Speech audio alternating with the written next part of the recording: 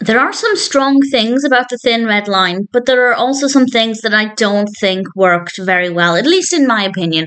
This was released in 1998. It's directed by Terrence Malick, is written by Malick based on the novel by James Jones, and we have a rather strong cast, including George Clooney, Sean Penn, Woody Harrelson. It's because of Harrelson that I decided to watch this, and honestly, I probably wouldn't have watched it otherwise, and if I didn't, I don't think I would have been missing out on much, based on personal preference. The Thin Red Line is about a battle in the Second World War at Guadalcanal, and it's not something I knew anything about.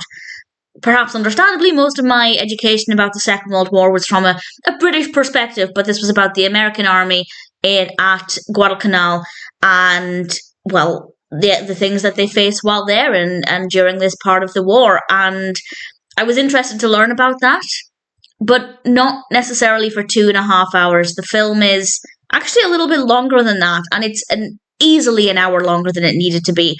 There are scenes where they tried to make it artsy. They tried to make it maybe more than it was, and they tried to make it a bit creative. And whenever we were pulled out of the action, I can understand what they were trying to do with it and to show us the soldiers' thoughts and other aspects of their life and their feelings, not just the war, because obviously there's more to soldiers than just the war. And I understand, at least that's what I think they were trying to do, but I just found it to be very boring. It absolutely slowed things down. The other thing I really didn't like, aside from the pacing, is the quite frequent voiceover narration. It really irritated me, partly because it really slowed things down. I don't think it added anything, and I also felt like I was being told what to think.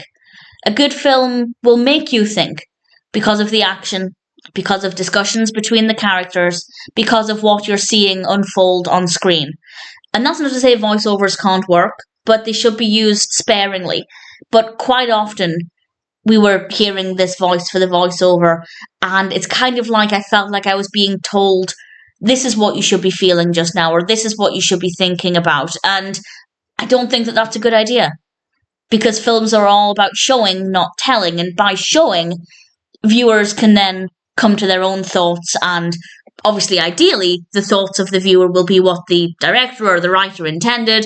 Maybe not always the case, but with this style of voiceover, it feels like I'm being told what I should be thinking. And I don't think it worked very well. If it was used more sparingly, wouldn't have been a problem, but it was far too frequent. Now to the positives.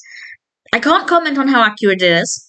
As I said, I have no idea about this part of the Second World War. It's not anything I focused on whenever I've studied it or read about it. But it was certainly educational for me, though I took it with a pinch of salt. It's very eerie at times. Some of my favourite moments were when we had near silence and the soldiers were moving very carefully, very cautiously. And usually after a period of silence, there'd be some kind of explosion or really quick action, and that obviously intensified the action. And I just think that those moments were very well done. It is very vast. We have a huge distance that we travel. There's a lot going on, and it gets quite graphic at times, which I don't mind. I know some people might be a bit squeamish to that, which is absolutely fine. Worth bearing in mind, there are some moments that are quite detailed, and I think those moments were very powerful as well. So there were definitely some strong moments. The performances, very, very good as well. So it does tick a lot of boxes. I think the good bits were very good. The use of silence, I thought, was very effective. It's not that often, but when it happens, I think it was quite powerfully done. The camera work's very good. The explosive aspect is, well, the explosions are explosive. Put it that way. They're very, very powerful. And it is quite graphic. It's very vast. It's very detailed. For the most part, it's a good film. As I said, in terms of accuracy, can't comment. But assuming it's accurate, then I think it's an interesting story. The only issue is that about an hour of it is fluff. It's padding. I feel like it's unnecessary. It slows it down, and I don't like the voiceover narration that comes up quite frequently, because I feel like A, it doesn't move the story forward, it doesn't add anything, and B, I'm being told what to think, whereas I'd rather come to my own thoughts based on the action that's unfolding on the screen.